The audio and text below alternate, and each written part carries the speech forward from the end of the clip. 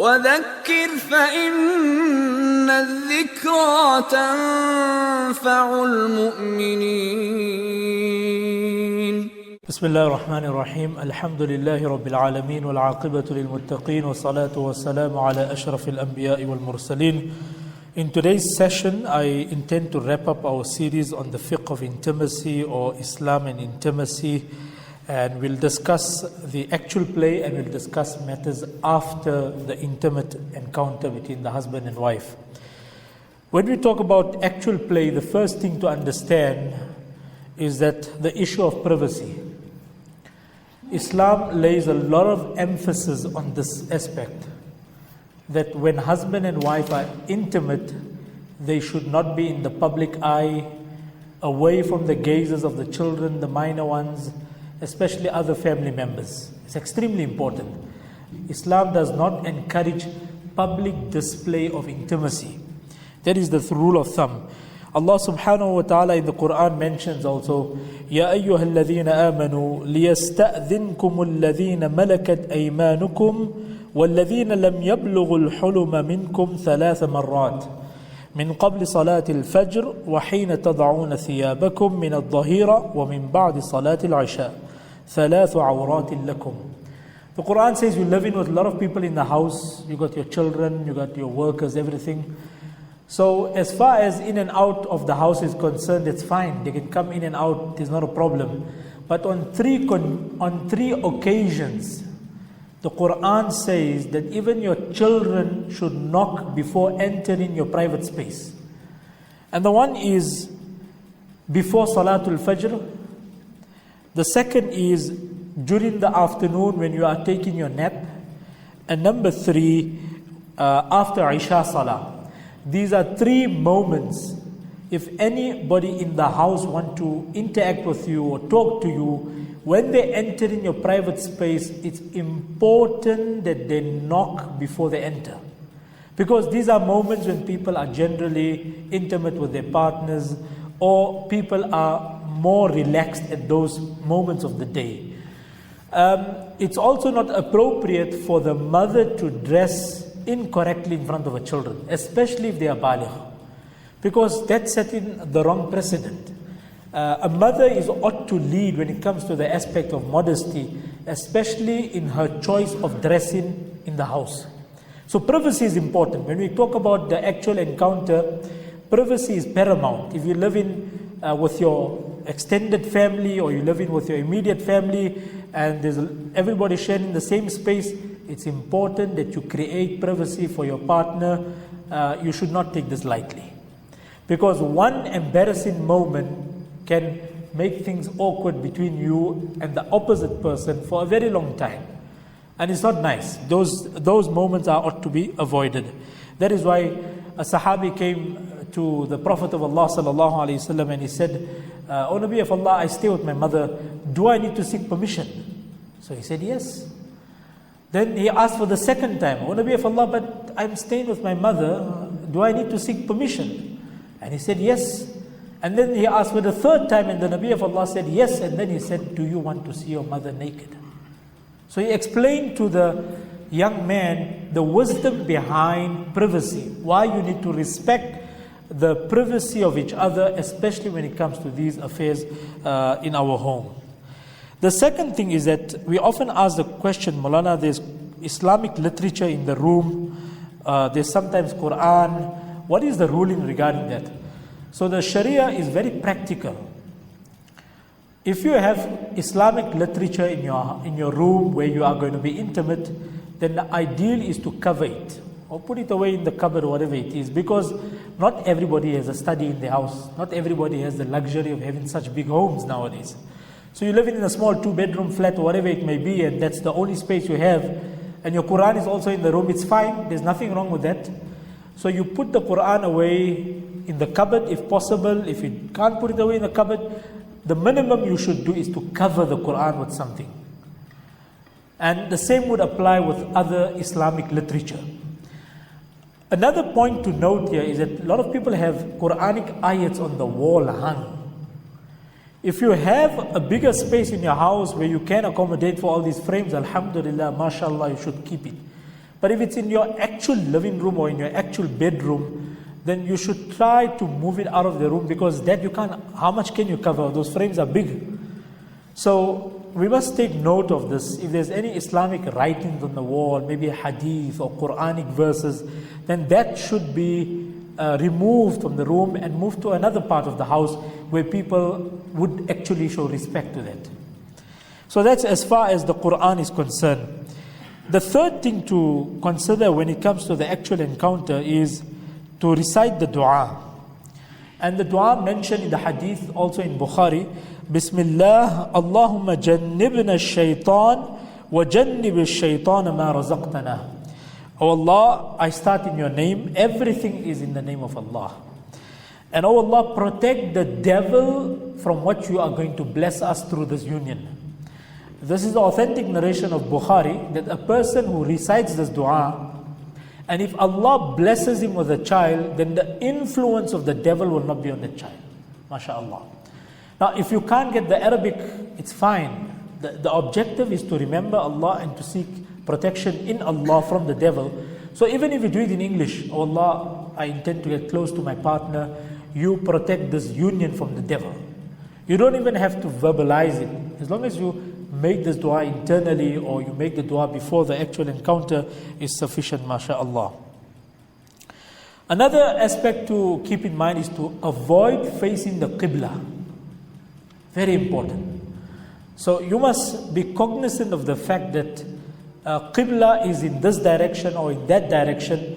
When you are intimate with your partner, you should not be facing the Qibla, as it is disrespectful. It's not haram, but it is disrespectful. The aspect of talking during intimacy. Mufti Shafi Sahib Rahmatullah Alayhi mentions in Imdadul Muftin that in this day and age, if husband and wife talk, as long as they know there's no one around them that can hear their conversation, and they cannot make out what's happening in the bedroom, is fine for them to talk from time to time. It's fine whilst they are intimate. But obviously, if you're living with other members in the house, then you would want to take precaution, because the Nabi of Allah sallallahu alaihi wasallam would say to his partner that be calm, and he would exercise silence solely because of the aspect of haya and modesty. The next important aspect to consider is positions. Now, the Sharia has not stipulated any specific position. The rule of thumb is Nisa'ukum harthul lakum fa'tu harthakum anna shi'tum. Allah says in the Qur'an, your women are your tillage, meaning your area of farming, and you may use them as you please, meaning whichever position you are comfortable with. Now, it's interesting to look at the background of this verse. Sayyidina Umar ibn al-Khattab radiyallahu ta'ala anhu came to the Prophet of Allah sallallahu alayhi wasallam, and he said, Halaktu ya Rasulullah. O Nabi of Allah, I am doomed, I am destroyed. So the Nabi of Allah asked, Wama ahlakaka ya Umar? What happened, Umar? What happened? Why are you so stressed out? He said, O Nabi of Allah, Hawaltu rahli al-layla. O Nabi of Allah, I changed the direction of my conveyance. In a very dignified way, he indicated to the Prophet of Allah that he, from the rear, he came to the front. And the Nabi of Allah was asked this question. So then the Nabi of Allah waited, and revelation came down, Nisa'ukum harthul lakum, that your women are your tillage. You may enter as you are comfortable. But the rule of thumb is that any position is permissible, but anal sex is haram. So whatever position you are comfortable with your partner, it's fine. There's another background to this narration, and it's an interesting one also. The people of Medina were living close by to the people of Ahl Kitab, the Jews. And the Jews were predominantly only practicing one position, the missionary style in specific. So because of the close proximity to the Ahlul Kitab and the Jews, they thought that maybe that's the only way you should be having intimacy. And the people of Mecca, they were more diverse. So when the people of Mecca migrated to Medina, and when a Muhajir Sahabi married an Ansari lady from Medina, She said, no, if you want to be intimate with me, you can only do it in this way. And it is also what is mentioned in the narration, that this is also one of the reasons which prompted the revelation of Nisa'ukum harthul lakum, that your women folk are your tillage and you may enter as you are comfortable. So another background and context to the verse, that you are more than welcome to experiment and try and use any position as long as your partner is comfortable with it. And secondly, it is not to do with anal sex.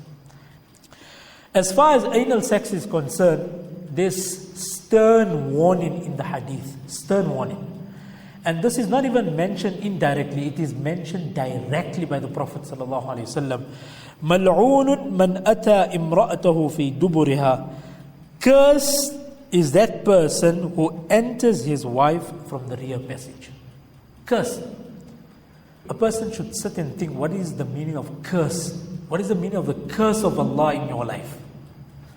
So that is as far as actual play is concerned. We should try and keep these matters in mind. Moving on, talking about afterplay. The first thing that we must understand is that intimacy does not end with your sexual encounter. It stretches beyond that also. If you, after having fulfilled your need, you just turn around and you sleep, just think how your wife would feel. So I'm just good enough to satisfy your need. Now when the need is finished, you sleep in that side. You don't even ask anything. And the man says, Mulana, I get so tired, so sleepy. It's like the tranquility and the serenity you don't experience any other time of the day. I can't help it, Mulana. So a lady is very sensitive to this. Very sensitive. She feels that you're using her. That you just fulfilled your need, you hopped on and you're done and you're gone. And women are very emotional in this regard. You see, for a man, it's totally different. A man does not do it deliberately. It's a different matter. It's just that he falls asleep. He needs to be more active for a few minutes after that. Talk about something, discuss something, talk to her, make her feel nice. Don't make her feel used, because that's when you create boundaries and rift between the two of you. I say, but I don't understand. We were so close, we were so intimate. Now she's not talking. So you have to understand the silent language also. Show respect, show regard, be affectionate with your partner, even post the intimate period.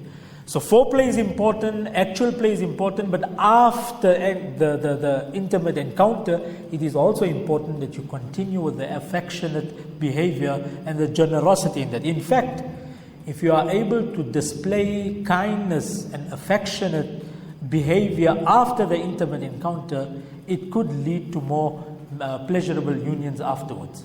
MashaAllah. The second thing is that cleanliness and purification.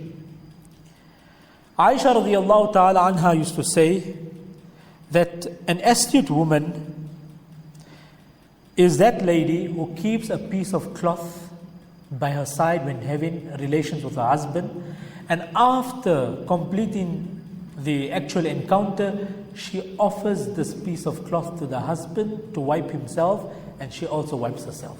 Subhanallah. Look how beautiful our deen is. We get every teaching from the top. MashaAllah. There is no gray area. So Aisha radiallahu ta'ala anha used to say, a sign of an intelligent woman is that she keeps a piece of cloth by her. When the man is finished, she offers the cloth to him, and they can both wipe themselves with that. And the ulama also write that it is recommended, it's not necessary, it's recommended that a lady keeps, or a man keeps, a special sheet when they are planning to get intimate with one another. And this makes sense because you don't want stains on the actual sheet, because that could make your clothes napak, especially if it's still damp or if it's still wet. Cleanliness is very important. As far as ghusl is concerned, the Sahabi came to Aisha radiallahu ta'ala anha and he asked her that, "Oh Mu'mineen, what was the habit of the Prophet ﷺ after having an intimate encounter with his partner?" And so Aisha radiallahu ta'ala anha replied that at times he would make ghusl immediately, and at times he would just sleep like that. So he was very happy. He said, "Alhamdulillahi alladhi ja'ala fil amri wus'atan." All praises are due to Allah who has kept flexibility in the matter. So some people, they're extremely conscious. They can't stay in napak. They must make ghusl immediately. It's fine if they want to do that. And there are those people who prefer to make ghusl one time in the morning before Fajr. There are three things to keep in mind. The one is the ideal is to make ghusl immediately. If you can't make ghusl, then the second one is to make wudu. Sayyidina Umar ibn Khattab radiyallahu ta'ala anhu asked, Rasulullah sallallahu alayhi wasallam, that, "O Nabi of Allah sallallahu alayhi wasallam, at night I have relations with my wife, what should I do?" So the Nabi of Allah sallallahu alayhi wasallam advised him saying, "O Umar ibn Khattab, make wudu, wash your private part, and you can go to sleep." So that's option number 2. Option number 3 is, the bare minimum is that you just wash yourself. So you're not making ghusl, you're not making wudu. But the third thing is just washing yourself, your private parts, and then you carrying on with your sleep for the night. That's also fine. There's no haram in that. It's also permissible for a person to do so. However, if a person is eating, he wants to eat or he wants to drink, then it's important that he washes himself before partaking of anything in terms of food. Moving on further, the question that many people ask, "Maulana, I just made ghusl. And after making ghusl, there was a drop or two after I walked out of the shower. Do I need to repeat my ghusl?" So the ruling is, as long as you took the precaution before making the ghusl. For example, you went to relieve yourself, you did pass water, whatever it is, and then you went to shower. So you took your precaution on your side. Now after that, whatever comes out, then you can't help it. You just repeat your wudu. You don't have to repeat your ghusl. A very important masala. A lot of people, they go make ghusl again, and then they're not sure shame, then they go again. You don't have to do that. You take your precaution the first time around. After that, if there is anything, then you don't have to worry. You just repeat your wudu. The same would apply for the lady. As far as ghusl is concerned, let me also explain. Ghusl becomes wajib إِذَا الْتَقَى الْخِتَانَانِ. The minute the husband's private part enters the wife's private part, ghusl is wajib. It's necessary. Immaterial whether there's ejaculation that follows after that or not. It's important to keep that mas'ala also in mind. It's also highly encouraged that a person passes urine minimum before going to bed, because whatever is in his passage will come out, and from a medical perspective is also good and healthy. The question that people ask, successive rounds during the night, what is the mas'ala? It's fine, you can make one ghusl for all of them. In fact, there's a hadith of the Prophet sallallahu alaihi wasallam, أن النبي صلى الله عليه وسلم كان يطوف على نسائه بغسل واحد. Occasionally the Nabi of Allah sallallahu alaihi wasallam would make only one ghusl after having shared the bed with all of his wives. Obviously not at the same time, one after the other in their own private respective dwelling. One person asked, what if the masla is, what if a person has more than one wife? Well, the ruling is you can only be intimate with one wife at a time. You can't be intimate with both wives at the same time. It brings us to the end of our series. Alhamdulillah, it has been a fascinating one and a very educational one. We make dua that Allah subhanahu wa ta'ala accept from us all and educate us in the light of the Sharia, and allow us to bring every aspect of our life according to the Sunnah. May Allah subhanahu wa ta'ala bless us all.